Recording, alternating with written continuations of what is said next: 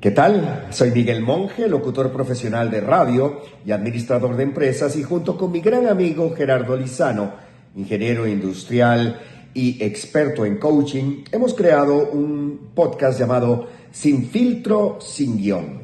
Una conversación para compartir con diferentes invitados que tienen mucho que aportar. Es un diálogo sin posturas que conecta con las emociones y la vulnerabilidad y que esperamos siempre deje algo valioso para nuestra propia vida. En este episodio conversaremos con el reconocido periodista deportivo de Costa Rica y amante del atletismo, José Alberto Montenegro, que hablará sin filtro, sin guión, de varias cosas que han marcado su propia vida. Hola José Alberto, ¿cómo estás? Bienvenido al episodio 2 de Sin Filtro, Sin Guión. Como te dije ahora, no nos conocemos, pero creo que después de este rato nos vamos a conocer un poco más. Y aquí más bien le doy la palabra a Miguel, que sí es quien te conoce de un poco más de tiempo. ¿Todo bien, José? ¿Liguista envenenado? Siempre. Nunca me ha mandado un mensaje en una transmisión deportiva. Yo soy necio. Yo creo que a todos estos muchachos yo los tengo obstinados porque cada partido... es que esto, es que esto, es que el árbitro, es que aquí, es que allá. Ahora me salvo porque no transmitimos tantos partidos de la liga, pero antes en Colombia era brava la cosa. Me imagino, Ya porque al final ni me contestaba. Yo a veces voy escuchando algún programa de radio y oigo, bueno, aquí Miguel nos está diciendo que está mucha la presa hacia la abuela, que esto y el otro, y ahí siempre hay algo y uno lo ve en el estadio o después ahí manejando sus mensajitos en el WhatsApp. No, en serio, es súper, tuanis tenerte aquí en este proyecto que lo que pretende es que compartamos vida, que hablemos de lo que estamos haciendo, de qué nos ha marcado, de cómo nos sentimos y cómo vamos. Sí, bueno, sos una persona que escuchamos mucho recientemente, ahora que estamos hablando de que estás más activo con las redes sociales y obviamente en los programas deportivos. Pero aquí vamos a hablar de un montón de cosas. Ahora hablábamos de cosas que teníamos en común, como por ejemplo mi cercanía en algún momento de mi vida a Ciudad Quesada, San Carlos, claro. Y vos que sos de allá. Pero bueno, todo eso ahí vamos a ir hablando y vamos haciendo la conversación, pero tal vez, ¿dónde está? ¿Quién es José Alberto en este momento y dónde está? Contanos un poco. Un enredo por todo lado. Trato de correr, trato de ser periodista deportivo. Bueno, yo salí de acá de Colombia para asumir la parte periodística de Tigo Sport, que fue un reto lindísimo. Eso fue en el 2020. Dios tiene cosas tan maravillosas que cuando había una situación tan delicada que estaba viviendo el país en plena pandemia en septiembre del 2020, me salió una oportunidad laboral pues muy buena de agarrar un proyecto como Tigo, que vieras que es interesante, porque esto yo siempre se lo cuento a la gente, se lo cuento siempre ahí de forma distendida. Yo estaba acá, estaba muy contento, y me llama un amigo y me dice, mira, es que Tigo Sport, para que te lo imagines, ustedes que son de Santana, Tigo Sport es un lote en Lindora, pero está encharralado. Así me lo dijo. Si usted le da cariño y usted lo chapea y lo pone planito y bonito, tiene potencial. Claro. Y fue un reto muy bonito porque lo empezamos a desarrollar. No teníamos equipos tradicionales o grandes, como decimos. Era un proyecto que no tenía redes sociales todavía, desarrollo de redes sociales, que no tenía productos más allá de la transmisión de partidos desarrollados. Uh-huh. Y ahí empezamos con un reto. Y hoy soy eso, ¿verdad? Una combinación de chavalo que pasa en el día a día, pues encargado de la parte periodística de Tigo, del atletismo, que me encanta, que me apasiona desde chiquillo, por herencia de mi papá, y de esposo, porque también a la casa yo soy creyente que hay que dedicarle mucho tiempo también. Muy bien. Y ahí vamos, en esas, haciendo largos los días. Qué bueno, ahora que decías que cuando asumiste el reto, yo recuerdo que hay que tenerle a veces cuidado qué es lo que uno le pide a Dios. Y yo siempre vacilo con que cuando yo estaba, ¿qué te digo?, ahí en el colegio, yo tenía, increíblemente tenía una diferente... Una mate pelo. Una mate pelo diferente y un poco rebelde. Y yo decía, ay Dios, ¿por qué tengo que tener tanto pelo? Veo dónde estoy hoy. Y mucho tiempo después, cuando estaba trabajando en una empresa que adoré pasar por ahí, yo decía, era como irse de la casa. Viví muchos años en esa empresa y era como irse de la casa y yo dije, Dios, es que necesito nuevos retos. Y me manda un reto fuertísimo que me fue trabajar en una industria muy complicada como el tabaco, en un tema de asuntos corporativos. Entonces me tocó ver temas de la negociación de lo que hoy es la ley de control de tabaco, pero en esos momentos son retos muy grandes, ¿verdad? Que uno asume y uno los ve en la vida y ve lo que uno aprende en esos retos. Y ahora vos estás tocando 3 puntos en la definición de quién sos, ¿verdad? O dónde estás. Retos deportivos, atletismo, digamos, y porque más o menos sí conozco de vos en esa parte, porque sé por Miguel y porque te he visto correr, de que haces maratones. Eso es un reto en sí. El trabajo, y me imagino lo que has aprendido en ese proceso antiguo, pero además el reto digamos, en tema familiar, ¿verdad? Que hay que dedicarle tiempo. Son retos interesantes de los que uno aprende mucho. Yo creo que cualquier santaneño que no haya visto a Montenegro pasar por las calles ahí de Santana y que se levante temprano, porque en Santana hay que correr temprano, porque si no el sol te puede, no sé, cocinar. Sí. Ya después de las 7 el asunto es complicado con el sol en Santana muchas veces y depende también de la época, pero entonces yo creo que a José sí, los santaneños lo tenemos identificado ahí donde va corriendo a rauda velocidad a veces. Imagínate que me aceptaron en la santaneña, en la categoría ya como santaneño. ¿Ah, sí? Soy de granja, pues soy sancarleño. Sí, claro. Bueno, ya tengo rato de vivir. Imagínate que me inscribo como santaneño ya, en la santaneña. Ah, muy bien. En la carrera del pueblo. Claro. Famosa la santaneña. Claro. Esa es una muy buena carrera. Esa es una muy Linda, buena carrera, linda. es bonita, es retadora porque tiene un final inesperado. De esas de pueblo. El que la hace por primera vez tiene un final inesperado. Esa vuelta ya por la Cruz Roja para llegar a la meta es complicadita. Es brava. Esto ha tenido unos bemoles. Ahora cuando arrancábamos, vos me decías, es que yo antes te veía correr un poco más tarde en Santana. Vea, yo me acuerdo aquí, Juan Carlos Ugalde no me deja mentir, nosotros aquí en Colombia, cuando estaba aquí en Colombia, teníamos, siempre ha existido el Colombia Deportiva a las 7 de la mañana. Ese programa tiene una audiencia radial riquísima por la cantidad de gente que va para los trabajos. Pero si vos corres, es un broncón. Entonces yo resulta que me vengo de Repretel para acá, para Colombia, en el 2017. Yo entraba en Repretel a las 9 de la mañana, digamos, estaba un poco más establecido el tema de los horarios de trabajo y todo eso.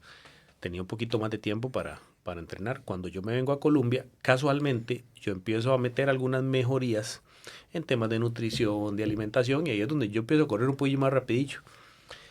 Ya empiezo a entrenar un poco más directo con César, digamos, con el equipo de César, pero más directo con él. Y me empiezan a ayudar mucho a tener ciertas mejorías. Yo me vengo para Colombia Deportiva a las 7 de la mañana. Sí. Entonces, por ejemplo, me acuerdo una vez, proceso de maratón de Nueva York del 2018 y proceso del maratón de Boston del 2019. A veces terminabas un partido en una transmisión radial en el estadio, ponele que en Alajuela, a las 11 de la noche, iba llegando a la casa a las 12.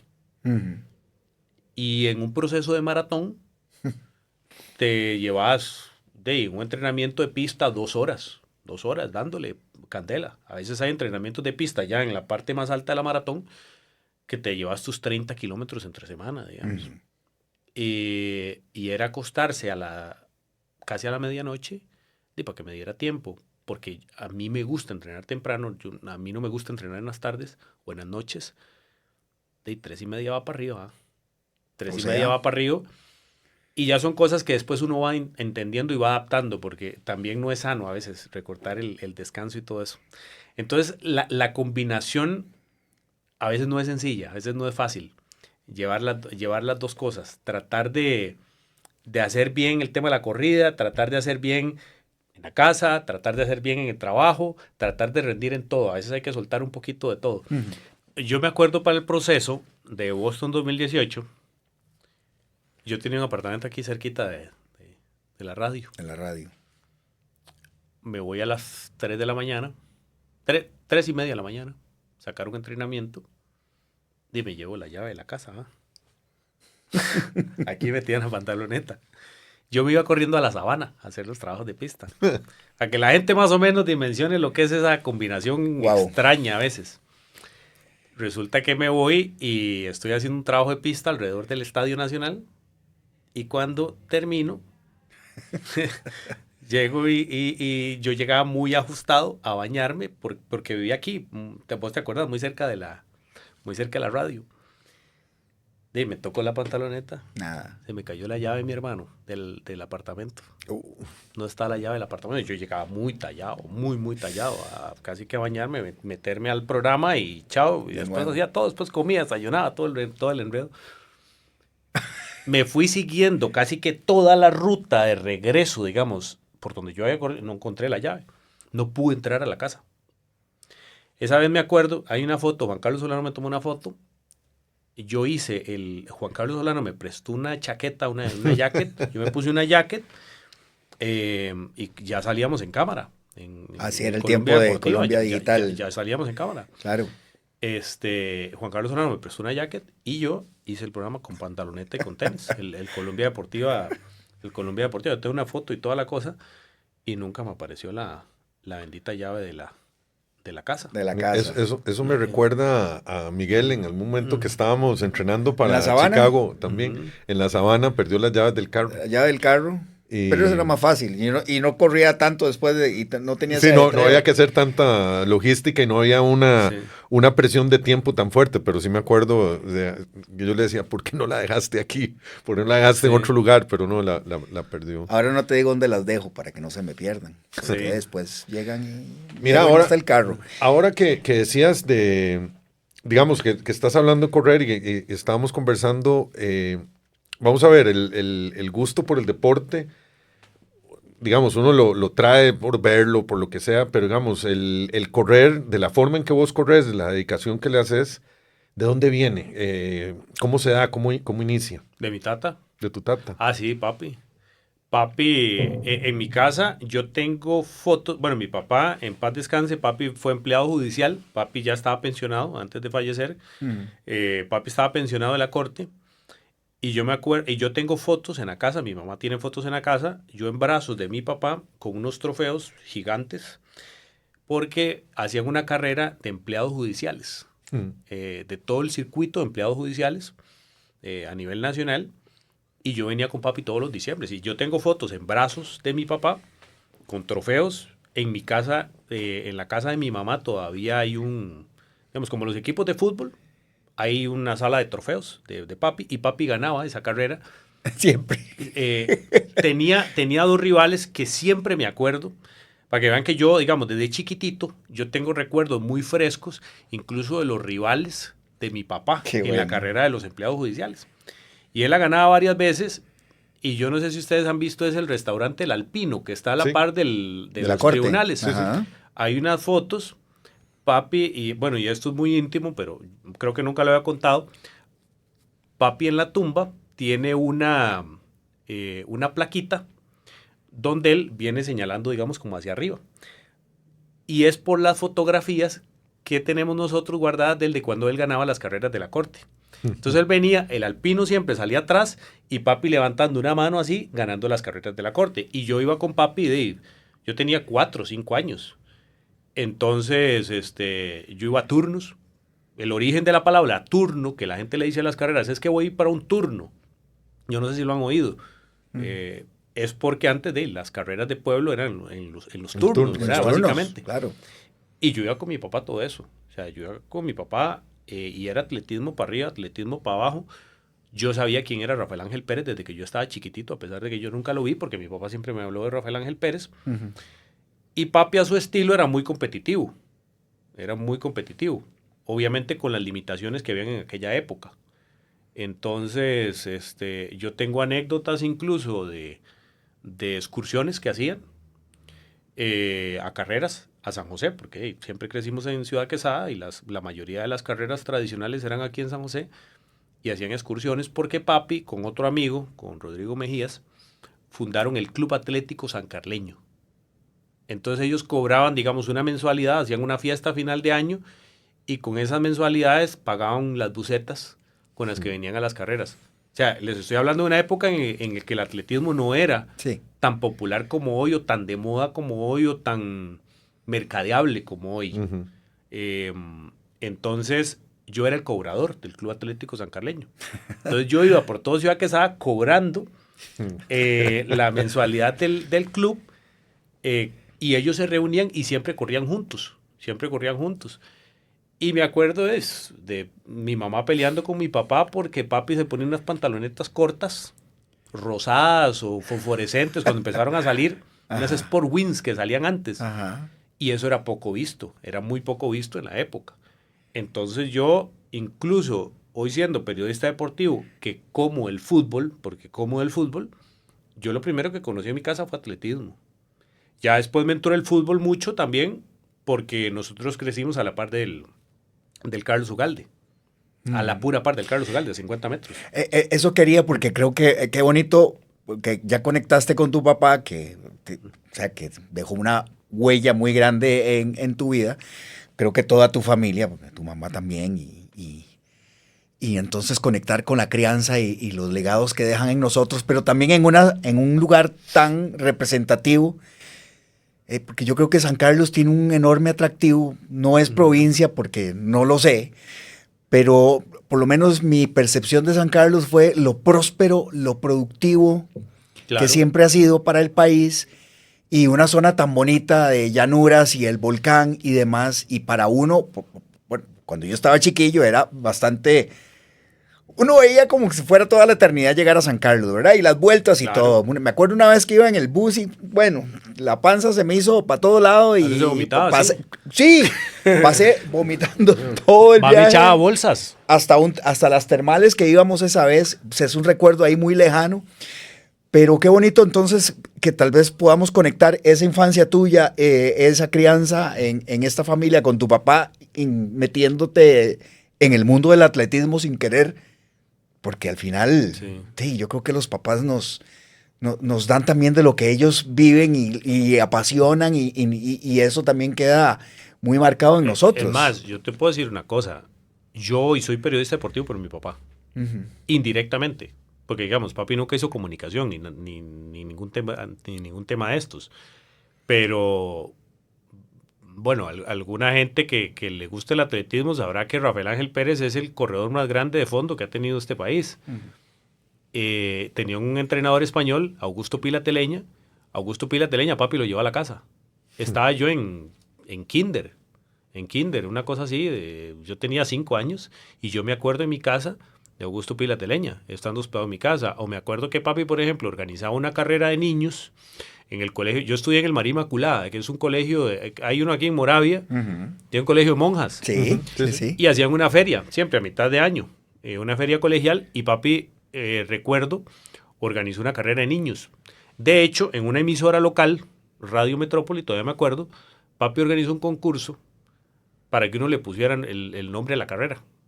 Y entonces era no solamente un corredor, sino era un dirigente de atletismo en San Carlos. Entonces, me acuerdo que hizo un concurso para organizar la carrera. Participábamos para una carrera regional, 500 chiquillos. Y me acuerdo a mi tata siempre tocando la puerta de las tiendas y el comercio. Mira, regálame una bola de básquet. Mira, regálame 10,000 pesos para premiar. Mira, regálame una bola de fútbol. Entonces siempre había premiación, dependiendo de la categoría. Y la carrera tenía un dedicado. Y a mí, si yo te puedo decir algo que me impactó, fue estar yo en escuela participando de la carrera y ver a mi tata llevar de dedicado a José Luis Molina, recientemente ganando el Maratón de Los Ángeles. Y mi tata llevó a José Luis Molina y lo puso ahí. Y papi no era de plata, no tenía patrocinadores de por medio, Mi papá era el típico dirigente comunal que andaba metido, que andaba en esto, que pidiendo, que ayuda, que esto, que el otro, que en el comité de padres de familia y todo eso. Entonces yo ese mundo lo conocí desde muy chiquillo. Y aparte, crecí a la par del estadio, Claro. a la par del Carlos Ugalde. Entonces, para ponerles un ejemplo, los camerinos del Carlos Ugalde dan a la acera, hacia afuera. Entonces, vos vas caminando fuera del Carlos Ugalde y vos puedes escuchar la charla técnica por donde están los buses. No sabía eso. Sí, vos no has visto que las puertas, digamos, Sí, de sí, los sí. camerinos del Carlos Ugalde, usted puede Sí. escuchar la charla técnica. Wow. Entonces, los buses siempre llegaban y se parqueaban ahí. Y a mí hubo un momento que me dio el gusto por el fútbol y ir a ver los entrenamientos del equipo de San Carlos. O llegaba a Saprissa, o llegaba a la Liga, o llegaba a Herediano, o llegaban todos los equipos y uno llegaba ahí de soplas, ¿verdad? A ver a los equipos. Entonces fue una combinación un poco particular, ¿verdad? Porque yo crecí entre atletismo y después con un tema de fútbol muy marcado también. Y yo creo que por la cercanía al equipo, porque yo crecí ahí. Y después jugué incluso un ratillo con Liga Menor de San Carlos. ¿Sí jugaste? Sí, un ratillo. Qué bueno. Sí, medio correlón ahí, pero... Bueno, tu papá ha metido tanto en... perdón, ¿cómo se llamaba tu papá? Igual que yo, José Montenegro. José Sí. Montenegro. Bueno, don José, te metió en la parte de lo que estás diciendo, de la referencia de tu papá y que te ponía, o sea, que ibas a cobrar, de que, o sea, Ajá. conocías a estos entrenadores, a estos corredores, pero también te llevó a correr. Y ahora nos decía, antes de que empezáramos, me hablabas de que cuando te llevaba a correr a Dulce Nombre. O sea, eso es como, Sí. eso era como casi, para que José Alberto no se me vuelva a portar mal, lo va a llevar a correr Sí. era casi un castigo, ¿verdad? ¿Sabes? Bueno, ustedes se han comido un gel hoy corriendo. Sí. Ustedes se han comido unas tostadas con miel antes de salir a correr y con café y toda la... Digamos, hoy todo es muy avanzado y hoy el acceso a la información es demasiado marcado. Demasiado marcado. No, yo me acuerdo nosotros, digamos, a mí cuando tuve el gusto de correr, porque hubo una época que no lo hice tanto. En el colegio y creo que empezando la universidad que lo dejé, me gustaba más jugar fútbol. Pero yo me acuerdo muchas épocas, dije, en San Carlos llueve mucho. Muchísimo. Y mi tata llegaba y me tocaba la puerta a las 4 de la mañana y me decía, va a ir. Y el va a ir era si iba a ir a correr. Claro. Entonces él siempre tenía una ruta, digamos, y ¿sabes cuál era el preentreno? Él tenía siempre la tapa de dulce, líquida, digamos, en la refri, como que la hierven, ¿es? ¿Verdad? Ajá. Yo no sé muy Sí, bien sí, cómo se llama. Pero la tienen ahí como hervida y la mezclaba con avena. Entonces, ese era el preentreno. Digamos, era avena con tapa de dulce y eso era lo que papi me daba a mí y yo me iba a correr con él. Había momentos en que él ocupaba, digamos, entrenar solo porque papi corría bien. O sea, era un corredor digamos, en maratón él bajaba de las 3 horas. Era un corredor, Sí. era un corredor bueno con lo rudimentario que era antes, Claro. el atletismo. Entonces sí, o sea, en San Carlos, esas combinaciones, esos climas, todo eso. Y esa topografía. Y esa topografía, porque era muy bravo, todo era montaña. Pero era, en la casa era muy cultural. O sea, y antes, en las carreras, prácticamente no había premio en efectivo, solo era trofeo y medalla, los trofeos esos de madera que hacían en la fábrica de trofeos. Sí, sí. Entonces, en mi casa, de mucha de la parte competitiva de mi papá eran trofeos. Entonces, en mi casa hay un salón de trofeos como un equipo de fútbol. Lo que Un decías salón ahora, específico sí, sí. para eso. Claro. Sí. ¿Y hasta cuándo viviste vos en Ciudad Quesada? 17. Yo me vine a estudiar aquí 17, bueno, terminando el colegio. Terminando el colegio. Porque en San Carlos yo no podía estudiar periodismo. Y ya yo estaba clarito. Ajá. Que yo quería, sí, yo desde 6º grado estaba clarito que yo quería hacer esto. Qué bueno. ¿Dónde estudiaste? Yo estudié en la UIA. En la UIA. En la UIA. Ahí llevé la licenciatura. Después en la San Judas Tadeo, ya trabajando, me metí a hacer la licenciatura a la San Judas Tadeo. A sacar la licenciatura en pleno Mundial de Sudáfrica. Pero sí, ese fue Y empezaste en historia. Repetel, No, yo empecé en Monumental. en Monumental. Bueno, que es parte de la Lo que cadena. pasa es que todavía no estaba comprado. Todavía no eran una sola corporación. Vos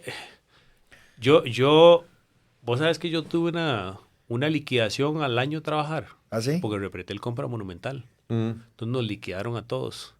Y en parte con eso me compré mi primer carro. Sí, a nosotros nos liquidaron al año porque Repretel compra Monumental. Pero yo empiezo en Monumental. Le contaba a mi esposa un día esto la historia porque yo andaba...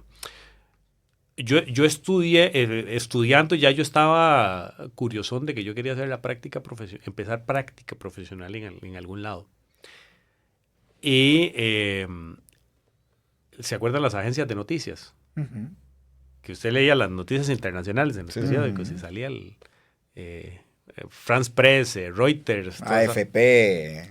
Me salió un contacto para hacer una práctica profesional en DPA, que era la agencia alemana de noticias. Tenía un corresponsal nada más, Ernesto Ramírez.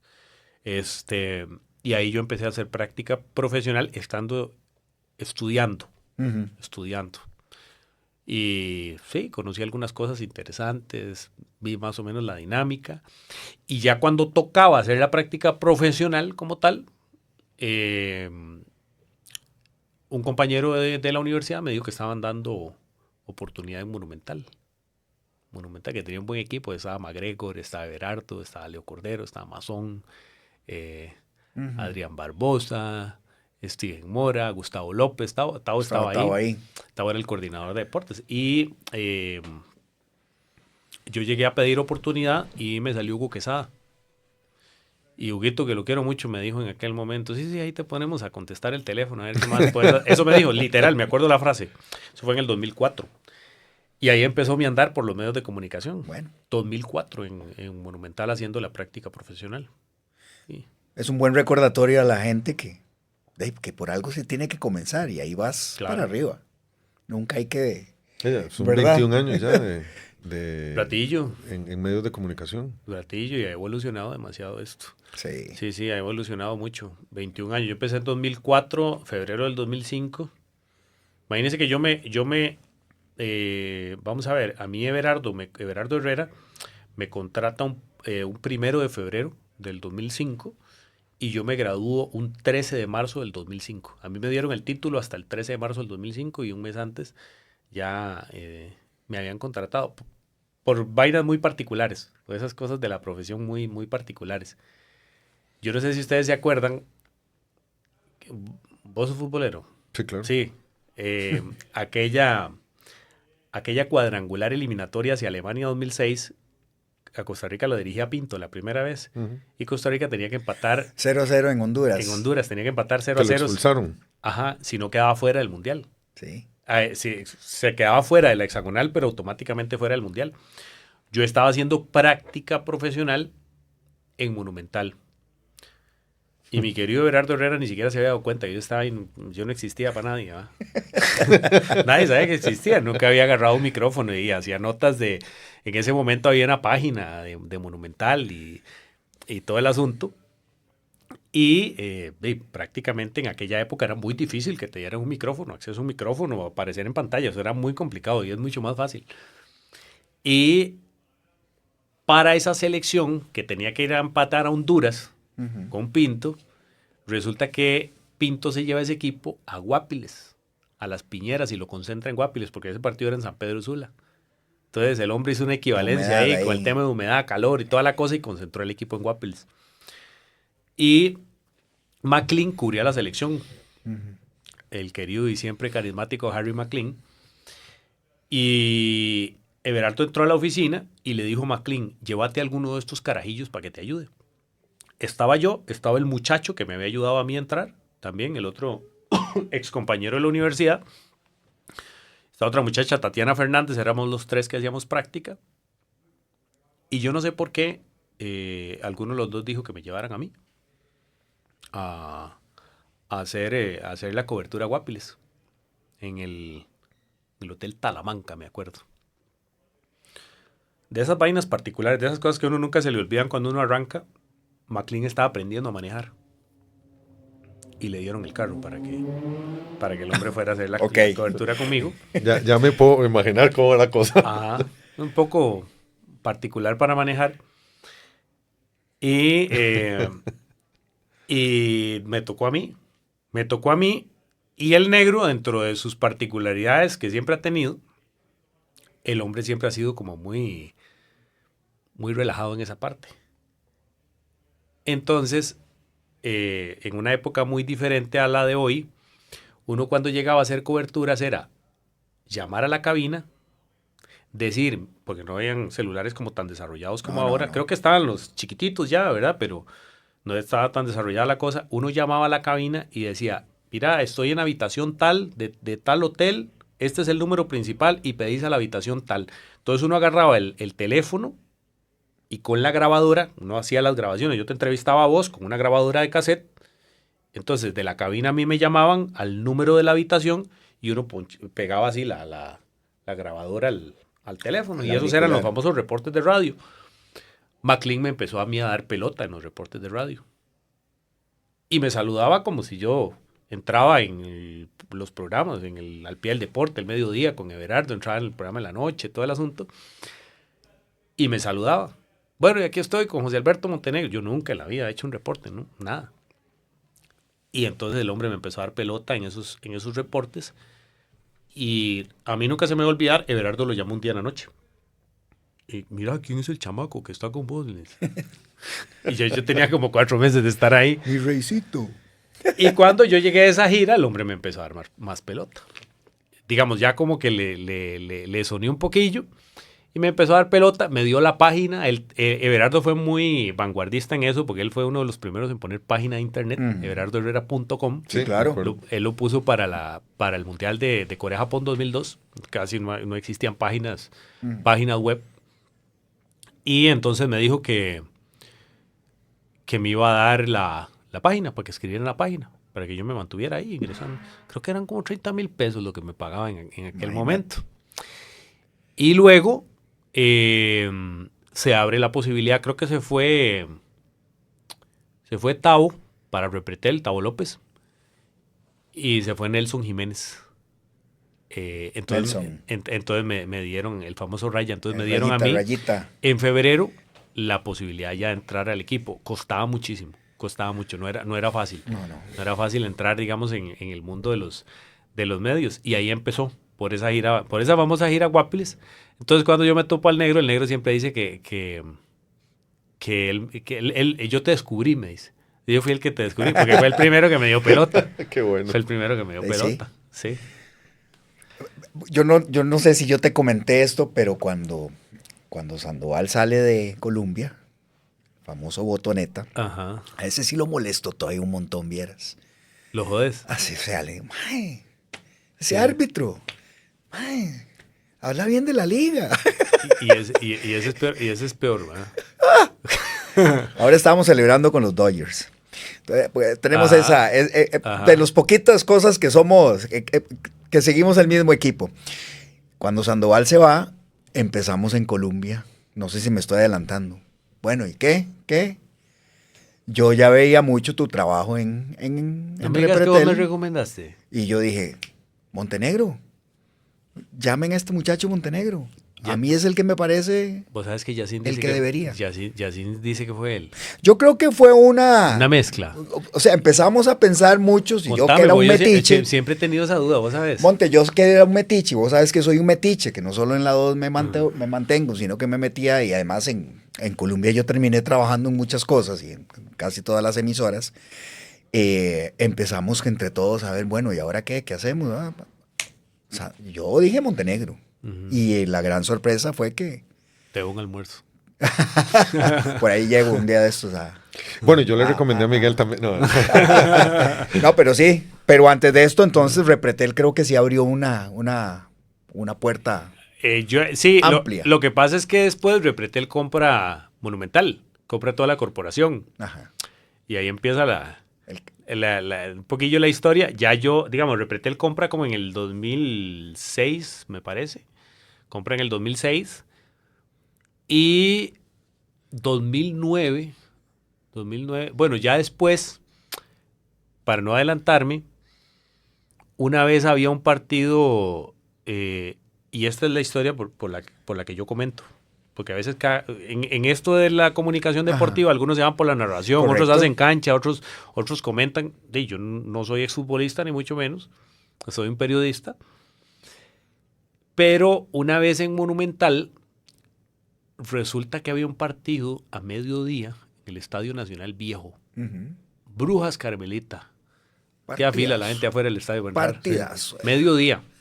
Está esa cancha del Nacional seca. Y resulta que Leo no podía comentar, porque trabajaba. Leo siempre trabajó en el ICE.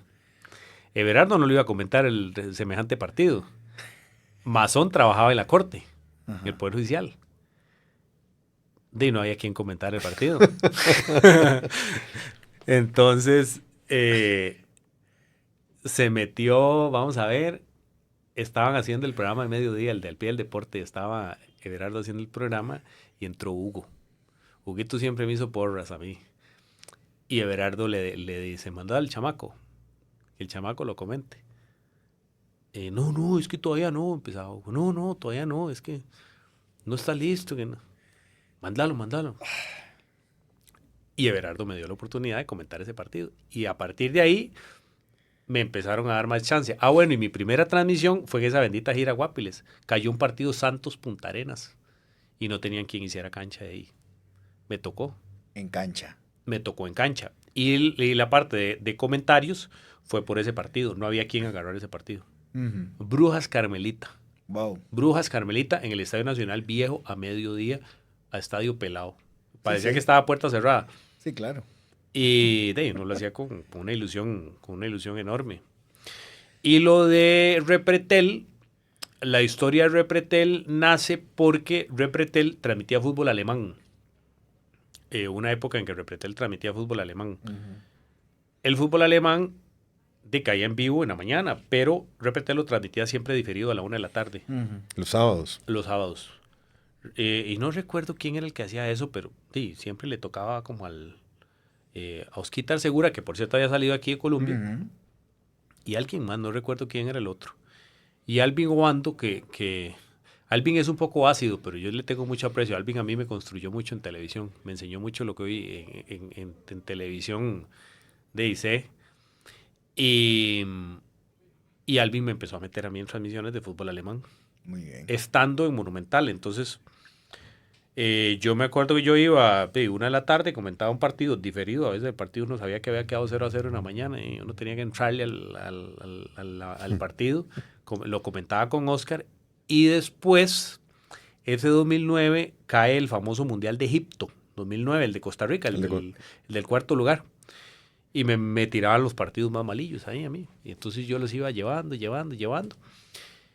Entonces en Repretel me empezaron como a combinar. Yo comentaba o hacía cancha con Monumental y algunos partidos yo los comentaba con la gente de Repretel. Mundial de Sudáfrica 2010 me daban, digamos, también los partidos más marginales. Era Hernán y Pilo, claro. Y Osquitar y yo agarrábamos la chaspurria, como dirían, ¿verdad? Y ahí íbamos. Y yo le agradezco tanto a la vida tener el proceso, porque yo es que eso es. Para mí el proceso es fundamental.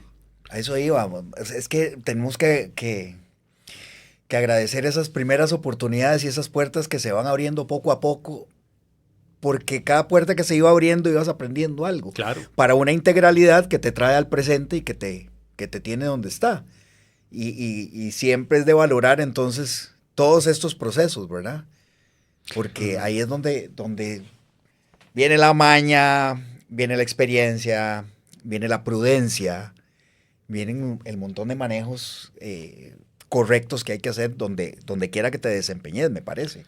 Sí, de hecho, mientras lo estabas hablando, yo lo que me ponía a pensar era qué oportunos los momentos donde estabas, pero qué tan importante fue aprovechar esas oportunidades, tirarse al ruedo, ¿verdad? Pero creo que dijiste algo ahora muy interesante, que es la parte de haber hecho el proceso. O sea, es ir creciendo, como decías, la chaspurria, ¿verdad? En el Estadio Nacional. O sea, posiblemente donde no es lo más llamativo estar en ese momento, o para alguien que quiere crecer rápidamente, pero que es el momento que hay que aprovechar. Y ese aprovechar, por ejemplo, de comentar los partidos en diferido, es que ya uno sabe cómo quedó la película, claro. Pero se aprende de ver y cómo lo que estabas viendo ya que había ocurrido, te ayuda a decir, bueno, ya yo sé lo que pasó, no le tengo que decir a todo el mundo, pero veo como este cambio que hizo el entrenador, esto que hizo el equipo, se tiró para... O sea, ya sabes qué pasó, pero aprendes a leer ya no solo los partidos, o sea, lo que estás viendo, sino cómo comentarlo correctamente. Sí, a la radio, ustedes saben que la radio yo le agradezco muchísimo, porque la radio yo creo que es un medio que a uno lo forma en extremis.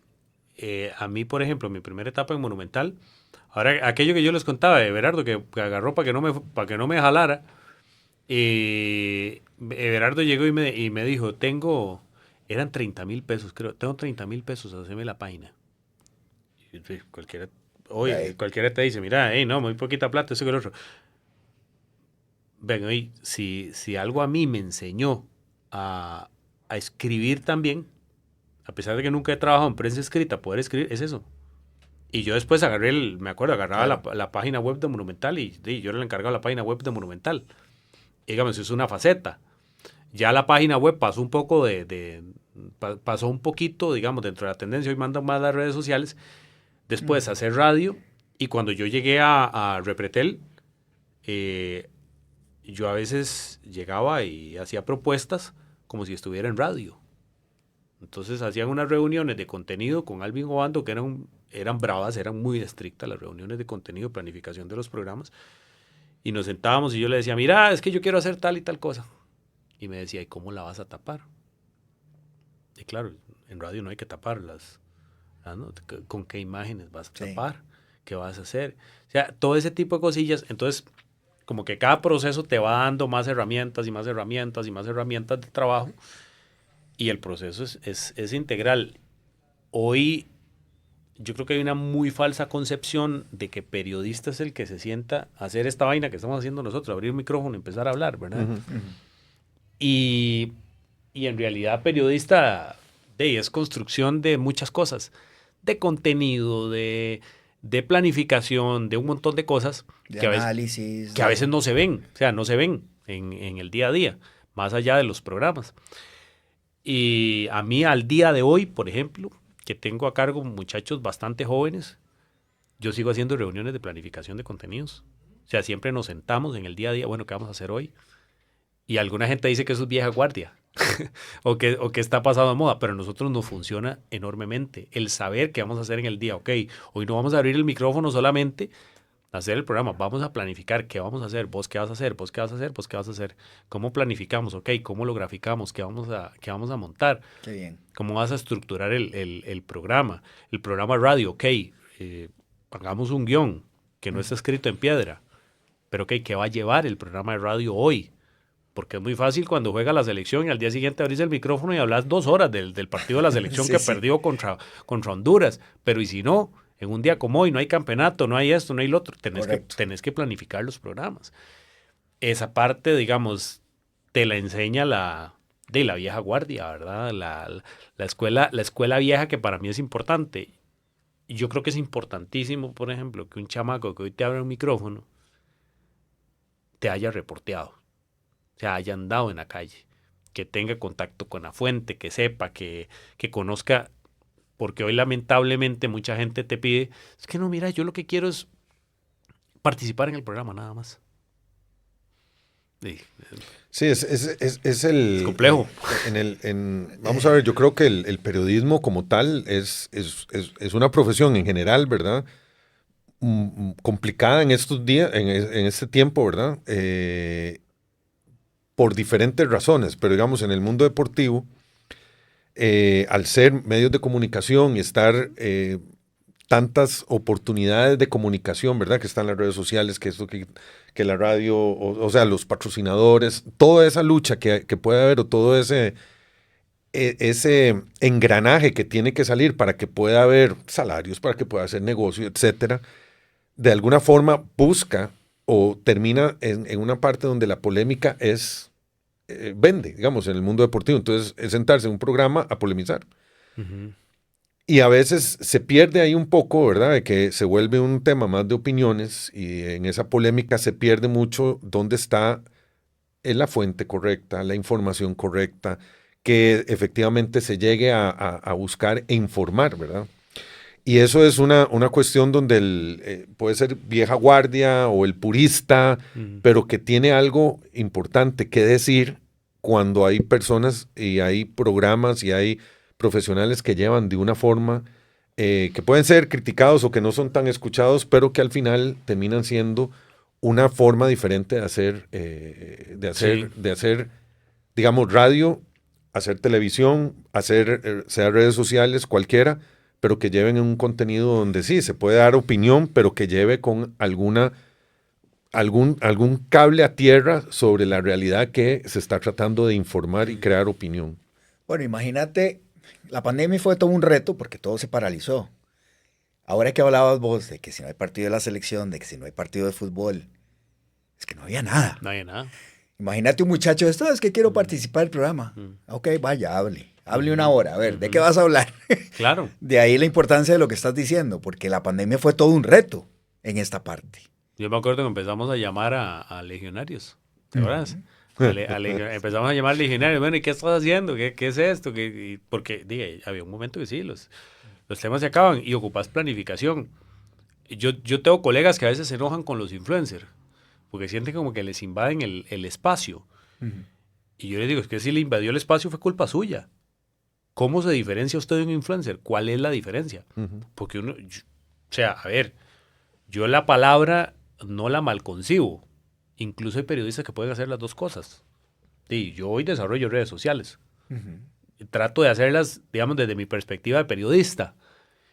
Y a veces te llaman y te dicen, mira, el influencer tal. No, yo soy periodista, pero bueno, se llega como a mezclar un poco la cosa. Pero a lo que voy es que yo creo que los periodistas hemos dejado también de defender esa parte de, ok, ¿cómo me diferencio hoy de un influencer o de alguien que hace comunicación en un micrófono? Porque todos podemos hacer comunicación en un micrófono. Correcto. O sea, todos. Hoy vos pones a un chef a hacer un programa de cocina y vos te tirás todo el programa y no es periodista, te hace un programa. Y tienen don de comunicación muchas veces mucho más versátiles que el de nosotros los periodistas, que a veces somos aburridos, ahuevados, lo que usted quiera. A veces no todos tienen el don de la comunicación. Ok, ¿cómo te diferencias? ¿Qué haces? ¿Cómo planificas? ¿Cómo generas contenido? Yo admiro mucho a algunos colegas, por ejemplo, que la gente casi no los conoce y hacen un trabajo periodístico todavía muy bueno. Y lo que ha cambiado, pues es la manera en la que lo comunicas. Hoy tal vez no tenés que esperar el periódico al día siguiente para ver la información, pero lo ves en una red social o los reporteas al momento. O lo presentas diferente, digamos. Pero el periodista para mí sigue siendo periodista y el periodismo para mí sigue existiendo. Aquí en Costa Rica puntualmente, que está barateado, porque se ha barateado mucho. Pero sigue existiendo para mí. Muy bien. Sí. Bueno, y llegaste a Colombia. Sí. Es que yo fui el que me adelanté a los acontecimientos. Ahora en esta conversación, cuando ya te dije que, ay, hablen con Montenegro. Y llegaste a Colombia, ahí te mantuviste y ahora en Tigo, ¿verdad? Sí. Colombia, vos sabes que fue una etapa muy bonita. Fue una etapa muy, muy bonita. De hecho, yo en Monumental no tuve la posibilidad de ir a un campeonato del mundo porque me tocó comentarlo en estudio. En Repretel, estando en televisión, pues en televisión ya no se estila mandar digamos, al grupo de transmisión al mundial. Tenés que sacarlo en el set. Entonces tenía como esa espinita, llegué a Colombia y tuve incluso ya maduro, o sea, pude ir a hacer el primer campeonato del mundo con Colombia. Y Colombia siempre fue un sello. Vos sabes una cosa, yo aquí estuve a punto de llegar en el 2013 a Colombia. A mí me jaló Yacine. Y en aquel momento, en Monumental, me mejoraron las condiciones y me quedé. Muy bien. Pero siempre era como un sello. Porque Colombia, a ver, los que nos encanta esto, siempre crecimos escuchando Colombia. Vos, tu primer mundial fue en 2014. Lo que pasa es que yo trabajé Alemania 2006, y 2010. Sudáfrica 2010 y Brasil 2014, los trabajé, pero aquí. Aquí. Sí, esa era una gran vitrina que tenía Colombia también para poder... Sí, porque en televisión es muy caro. Sí. digamos, poner al staff a transmitir en el estadio, Sí, sí. cosa que se hacía antes, y vos te acordás Ujú. más, yo creo que la gente se acuerda, Pilo y Hernán comentando Pilo. en Corea-Japón, digamos, en el estadio, comentando todo el rollo. Eso ya se volvió muy costoso. Se volvió muy costoso. Entonces los canales de televisión dejan al staff de transmisión en el país, haciéndolo en estudio. Eso a mí, David, la famosa comentada del Brujas Carmelita, ahí me jugó una mala pasada. Sí, sí. Porque si yo hubiera hecho cancha, tal vez hubiera tenido más posibilidad De ir. de hacer más campeonatos del mundo. Pero, por ejemplo, el de Brasil, que es uno que todos lo recordamos con muchísimo cariño, yo me tiraba 3 partidos a veces ahí en el set, en Repretel. Y era en el set, porque el equipo de transmisión se quedaba aquí. Que fue la famosa bronca de Cristian. ¿Te acuerdas? Correcto. De ahí son cosas que uno tiene que apechugarlas. Sí. Ya Sí, cuando sí. llegó a Colombia, y Colombia sí enviaba al equipo de transmisión. En radio, digamos, es más factible. En radio es más factible. Entonces, en radio, sí, yo hago Rusia. Hago Rusia con Marvin, con Eduardo, con Anthony. Sí, una experiencia muy bonita. Muy bonita. Sí, bueno, de hecho, Miguel y yo fuimos a Alemania como espectadores a vivir el Mundial, que fue como experiencia algo fenomenal, ¿verdad? Y vivir ese mundo. Creo que el Mundial en Europa tiene una particularidad, ¿verdad? Con tantos países tan cerca y todo, entonces uno anda por todo lado, que fue una experiencia espectacular. Pero sí vivir el mundo del deporte tan cerca, ¿verdad? Es apasionante. Bueno, aquí los tres nos gusta el deporte. A mí, o sea, en algún momento jugué fútbol, jugué básquet, corro, anduve en bicicleta. O sea, el deporte siempre ha estado en 3 uno. maratones corrió don Gerardo. ¿Cuáles? ¿Cuáles hiciste? Nueva York, Chicago y Washington. Qué lindas. Sí, las 2 primeras son espectaculares. Sí, sí. Pero el mundo, digamos, ahora que hablabas del Mundial, son como esas vitrinas perfectas, ¿verdad? Donde uno va y ve todo. Es un mundo diferente. Pero ahora, hablando de Brasil, a mí me llamaba mucho la atención porque yo sigo la selección. Yo vivía en Sabana Sur, el Estadio Nacional ahí cerca, ahora que hablabas del viejo estadio. De hecho, fui a ver todo, la selección jugar en eliminatorias donde no teníamos ni cerca y logré ir al día, o sea, viví la eliminatoria cuando fuimos a Italia, que fue el primero. Estaba en el estadio cuando metemos el gol, que Pastor Fernández y todo. Fui a celebrar a San José y ahí en adelante una ruta que fue de altos y bajos, ¿verdad? Hasta llegar a Brasil, que fue lo mejor que hemos visto, ¿verdad? Y vivido. Y es interesante cuando yo veo a las nuevas generaciones, ¿verdad? Que no vivieron lo duro, Claro, ¿verdad? claro. De ver a la Sele mal, ¿verdad? Y que nacieron en el fútbol con la locura de llegar a cuartos de final en Brasil, ¿verdad? Ver hoy, ¿verdad? Como también tambaleando la cosa de que para uno que lo vivió en otro momento, ¿verdad? Vos lo ves diferente, vos lo ves de trabajo, pero uno como aficionado lo ve donde uno dice, bueno, es que ya pasamos por aquí. Es una lástima que tengamos que volver a ver Claro. temas de desorganización, de malas decisiones, de todo lo que está detrás de un mal rendimiento, ¿verdad? Pero me llama la atención cómo uno como aficionado lo ve muy diferente a como lo ven ustedes, viéndolo en meramente fútbol, como lo tienen que vivir ustedes que son periodistas, ¿verdad? Que están informando, pero además, digamos, en el tema selección tienen un corazón tico, ¿verdad? Entonces son aficionados también. Entonces es interesante ver cómo va cambiando, ¿verdad? La perspectiva, digamos, de ustedes, cómo hoy la afición de alguna forma o todos, porque no solamente los más jóvenes, sino todos nos enfriamos mucho, pero ustedes siguen ahí, ¿verdad? Ustedes siguen ahí informando, siguen metidos en el mundo del deporte, tratando de informar qué es lo que está pasando y tratando de sacar la parte subjetiva de todo, ¿verdad? Para dar la información que es, ¿verdad? Sí, a mí me hace mucha gracia, porque a veces la gente de afuera, este es uno que Manudo y que Morado y y de los periodisas. Vos sabes una cosa, hay La Sapriprensa, digo la yo. Sapriprensa o la Liga Prensa. Vos sabes que a mí esa parte siempre me genera mucha curiosidad, porque lo que pasa es que uno normaliza mucho la realidad de periodista. Yo tengo 21 años ya de hacer esto. Yo, al menos, y puedo hablar de mi experiencia, yo soy como muy asanguíneo. A sanguíneo me refiero a que a mí como que si gana este o gana el otro, como que Sí, sí. me genera lo mismo, salvo una cosa, que ya se los voy a explicar.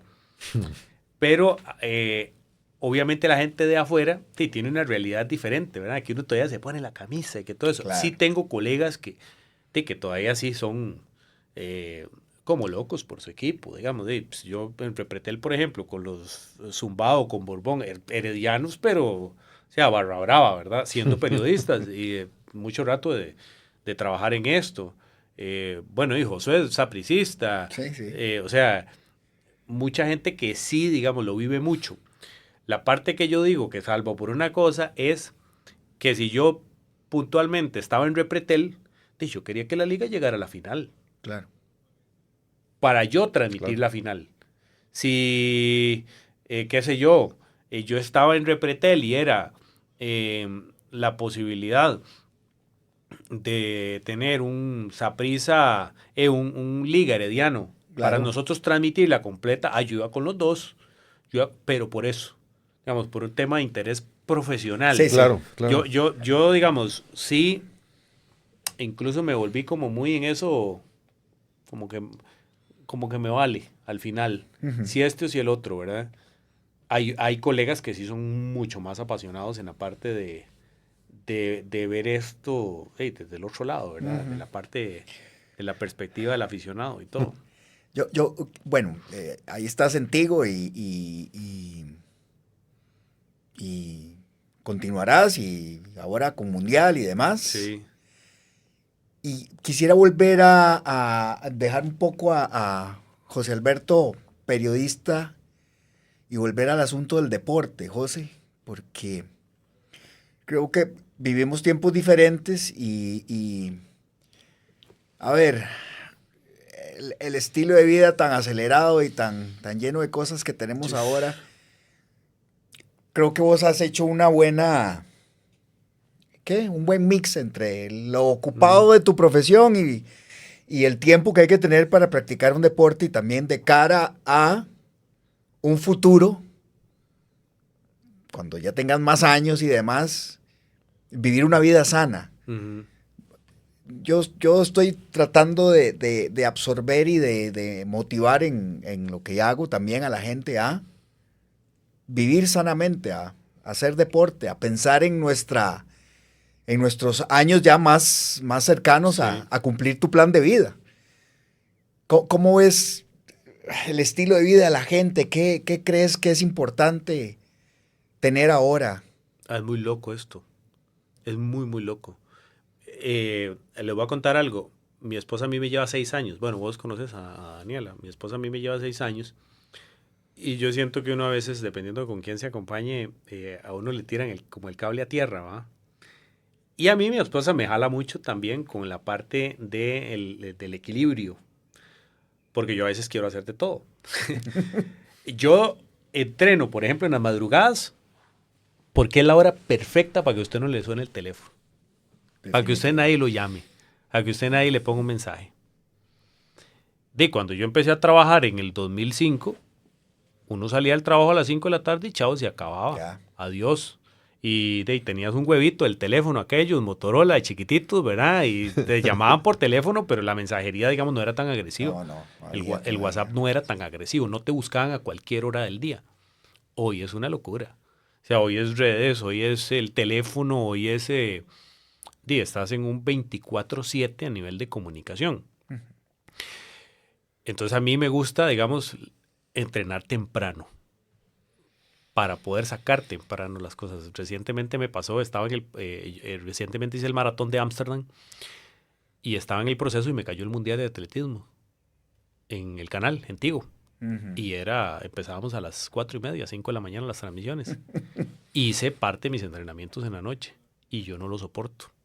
No lo soporto. O sea, entrenar en la noche a mí me cuesta mucho por esa parte, porque hay algo que he aprendido mucho.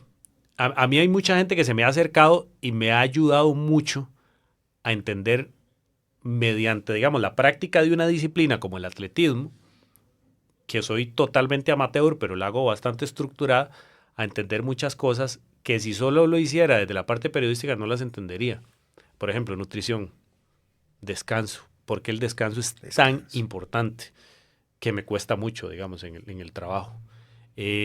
¿Por qué el fortalecimiento muscular es tan importante? O sea, todo ese tipo de cosas, a mí, por el mix de la profesión que desarrollo, gracias a Dios se me acerca mucha gente que me ha educado en muchos temas. Aprender a comer, aprender a descansar, aprender a hacer terapia, aprender sobre tecnología aplicada al deporte, o sea, muchas cosas de gente que realmente sabe, que se me acerca porque yo practico un deporte. Entonces eso me ayuda también a crecer en la parte meramente profesional. Claro. Y en eso que ahora mencionabas, pues sí, o sea, uno tiene que hacer un equilibrio completo y saber, digamos, discriminar algunas cosas porque hoy te vuelves loco. O sea, hoy te vuelves loco. Ahora hablábamos, por ejemplo, últimamente me dio por hablar de todos los desastres en política deportiva de este país, porque hey, a mí me apasiona, me gusta y lo hago en mis redes sociales, que es el espacio que encontré. Y la cantidad de gente que te busca para eso es una locura, una locura. Y si vos te pones uno por uno a responder, no trabajas. No trabajas. Entonces uno tiene que saber delimitar espacios. Y yo todavía, digamos, estoy como a mis 41 años siento que estoy como en una etapa de aprendizaje todavía, en aprender a equilibrar esas cosas. Hay momentos en que me gana, en que mi esposa me agarra y me dice, mira, solta el teléfono.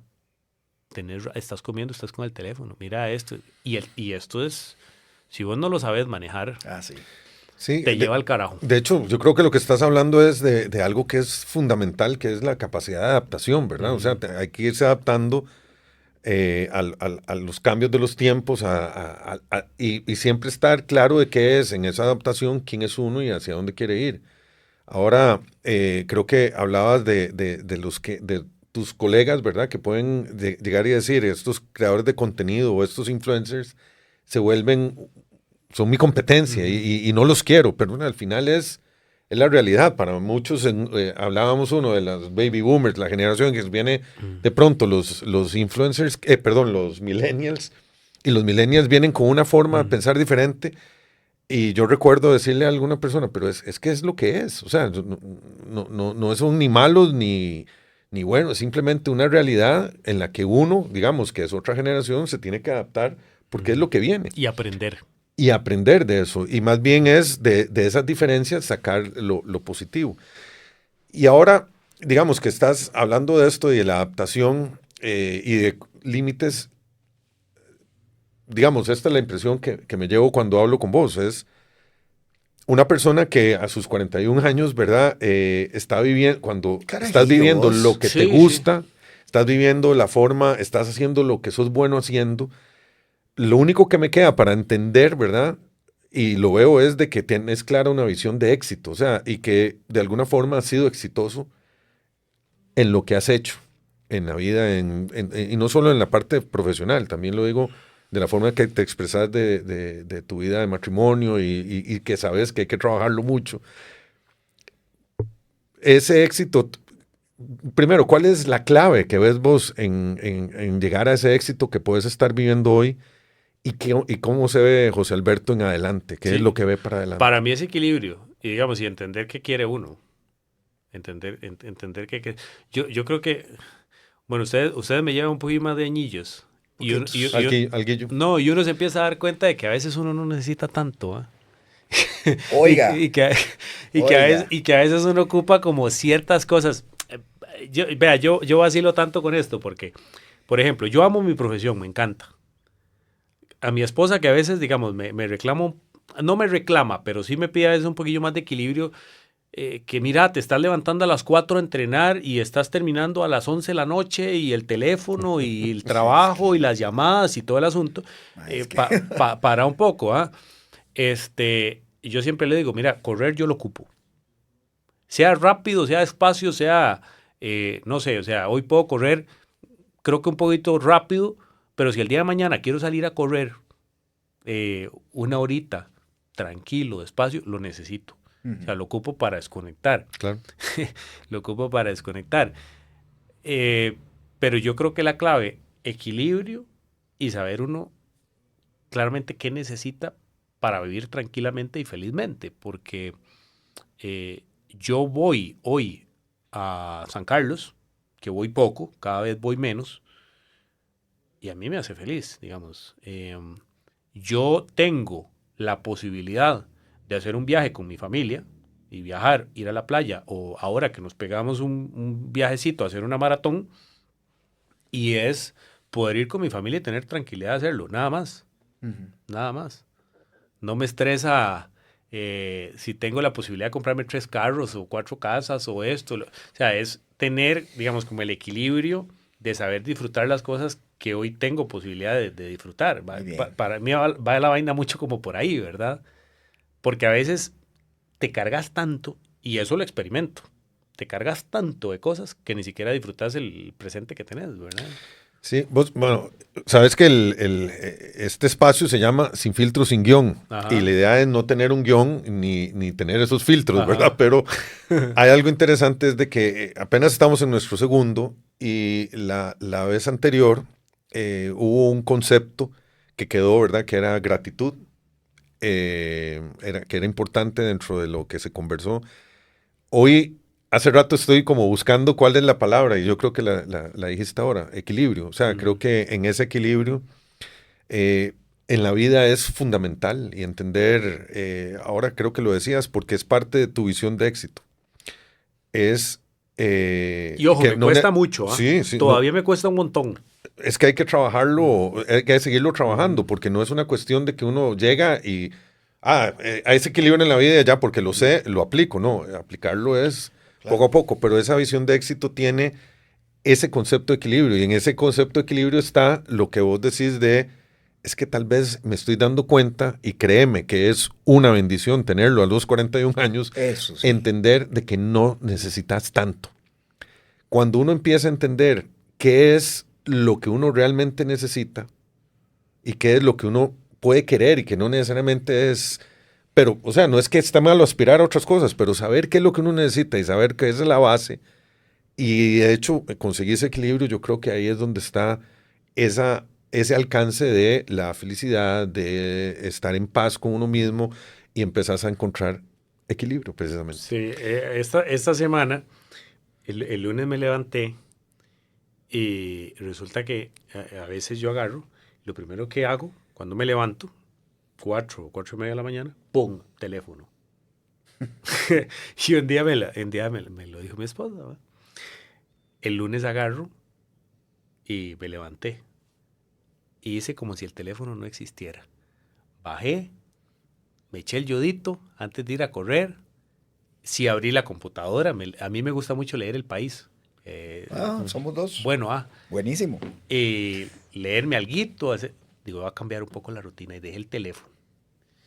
Y yo llegué de correr, y usted no sabe cómo positivamente eso me afectó en la cantidad de cortisol con la que uno arranca el día. Claro. Que no sentí la cabeza como tan llena de cosas. Y llegué todo orgulloso y le... ¿Viste que ahí está el teléfono? Todavía no lo he tocado. Son las 7 de la mañana, no lo he agarrado. ¿Verdad? Al día siguiente ya no había podido seguir el patrón. El día siguiente lo agarré y bajé con el teléfono. Entonces es como una lucha del día a día, ¿verdad? Sí, es una lucha brava. No siempre uno lo puede hacer. Pero lo del teléfono es un reto. A mí, es un reto que yo me pongo todos los días. Y me cuesta mucho. Me cuesta mucho. O sea, estar como soltando el teléfono. Sí. Es llegar a tener, yo creo que es como esas cosas que están en la vida, que es una herramienta, entenderlo como herramienta y buscar cómo entrar en una buena relación con el aparato, ¿verdad? Y llegar a decir, bueno, es que en algún momento puedo soltarlo y hacer ese ejercicio. Y uno empezar a ver cuáles son otras opciones, porque de pronto uno puede llegar a sentirse prisionero de la relación, de la relación con el aparato. Y uno dice, bueno, ¿y qué pasa si hoy lo dejo para ir a correr? tal vez no lo vas a poder hacer siempre, pero ya sabes que puedes sobrevivir sin, Claro. sin el aparato, ¿verdad? No, todo. Creo que Gerardo dijo algo muy cierto. Que dicha que a tus 41 ya descubriste eso, porque yo tuve que llegar al 5º piso para entender que ahí hay que empezar a viajar liviano. Tengo ventajas, ahora Con uno escucha equipaje podcast. liviano. Antes yo creo que vos no, ¿verdad? No. Uno escucha vainas ahora, uno tiene Sí. YouTube, tiene Spotify, Sí, tiene un sí, montón de sí, cosas sí. para escuchar charlas. Yo escucho psicólogos y Claro, de todo. claro. Y ahora vamos a ver si alguien nos escucha. Ah, sí, uno Espero escucha que sí. gente y uno, mira, tiene razón. No, hay mucha información interesante, atractiva y es parte de esta nueva forma de vivir, ¿verdad? Y sé que vos vas con esta conversación a acrecentar cosas positivas en la gente, escuchar tu experiencia de vida y cómo va tu plan de vida hasta estos 41. Sí. Vos sabes que el equilibrio está en todo, hasta en el tema de la corrida. Cuando yo estaba aquí en Colombia, resulta que la nutricionista me dijo, mira, la remolacha, yo descubrí la remolacha por una nutricionista. La remolacha, yo no sé si ustedes saben, es un oxigenante número 1, uno lo consume una semana antes de una carrera y vos sentís gasolina. Y lo puedo decir con experiencia propia. Ah, qué bueno. Y resulta que a mí, la primera vez que la nutricionista me dijo, mira, consumí remolacha porque esto y él, pero no me dijo que era como la semana previa que uno hacía la carga, ¿verdad? Para que el cuerpo adaptara y ¡pum! El día de la carrera se sintiera. Yo venía aquí y yo tomaba remolacha todos los días de forma fijada. Y hasta en eso uno encuentra equilibrio, porque yo hoy, digamos, a mis 41, yo no soy el mismo del chavalo que estaba aquí en Colombia tomando remolacha todos los días, sino que aprendí a que me puedo comer una hamburguesa también, digamos, si terminé la maratón, Claro. me puedo comer la hamburguesita tranquilo, Claro. la coquita, las papitas fritas, volverme un poquito grasiento, digamos, en algún tiempito. Y ya cuando entra el proceso de maratón, ahora sí, hombre, póngase serio, pues llegó la etapa y focalícese en el objetivo, ¿verdad? Pero no pasar vos focalizado en el objetivo todo el año, Y hasta privándote de cosas que te gustan. perdiendo calidad de vida también. Correcto. Perdiendo calidad de vida. Muy bien. Bien, va por ahí. Sí. Qué bonito compartir con vos, en serio, José. No, un gustazo. Muchas gracias por invitarme. Qué buena Sí. nota. Sí. Bueno, Te convencí de coach. No, me falta mucho. No, claro que sí. No, pero te iba a decir, este es la primera, bueno, nos estamos conociendo, pero esta es la primera vez que nos acompañas. Espero que no sea la última. Vamos a tocar tierra más adelante. Vamos que ya los episodios sean en doble o 3 dígitos, no sé lo que estemos expresando. Buenísimo. Pero será un placer tenerte y muchas gracias por este rato. Y bueno, te deseamos muchas suertes en todo lo que viene y todo en esa búsqueda de equilibrio. Muchas gracias a ustedes y un gustazo. Gracias, José. Y a vos, Gerardo, un gustazo conocerte. Bueno, y a Migue que ya Buenísimo. ahí- Más bien hay que olvidarlo. Ah, sí, a Migue que a veces hay que bloquearlo a Hay que veces, porque es bloquearlo. muy manudo. Ya te ve, mi reto es la intensidad, que hay que parar y hay que bajar. Buenísimo. Gracias. Un Muchas gustazo. gracias. Chao. Igualmente. Pura vida.